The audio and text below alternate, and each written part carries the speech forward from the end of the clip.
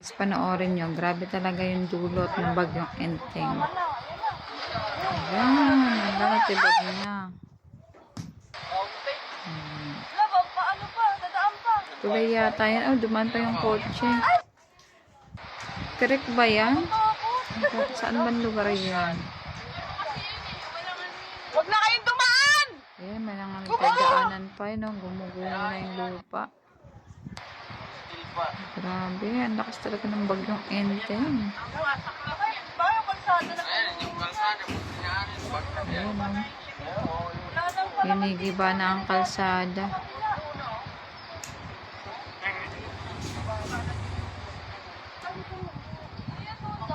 Buti hindi na ano. Nahati. Trick yata kasi yan eh. Ayan, video lang eh.